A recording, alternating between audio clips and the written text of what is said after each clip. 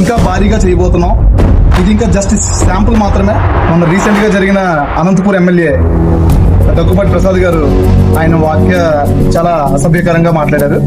అది కూడా ఒక తల్లిని, అంటే మా హీరో, మేము అభిమానించే మా హీరో వాళ్ళ అమ్మగారినే అతను అలాంటి మాట్లాడుతున్నాడంటే ఆయన ఏమనుకోవాలి అసలు మాకు అర్థం కావట్లేదు. అండ్ ఇంకోటి ఏంటంటే అది కూడా మన పార్టీ, మన టీడీపీలో మనం మహిళలకు ఇచ్చే మన గౌరవం, అసలు మహిళా సంఘాలు అనేది పెట్టింది మనం. అలాగే డ్వాక్రా సంఘాలు, ఇలాగా ఆడవాళ్ళకి మనం ఇచ్చే రెస్పెక్ట్ చాలా ఎక్కువ మంది. అలాంటి పార్టీలో పుట్టి, అలాంటి పార్టీలో ఎమ్మెల్యేగా గెలిచి ఈరోజు మన హీరోనే మన అమ్మగారిని, శాలిని గారిని ఇలా తిట్టడం అనేది చాలా ఘోరంగా మేము ఖండించబోతున్నాం. దీనికి ఇప్పుడు కానీ ఆయన కానీ వచ్చి మీడియా ముందుకు వచ్చి బహిరంగంగా క్షమాపణ చెప్పకపోతే రేపొద్దున్న ముందు ఇంకా భారీగా చేయబోతున్నాం. ఇది ఇంకా జస్ట్ శాంపుల్ మాత్రమే.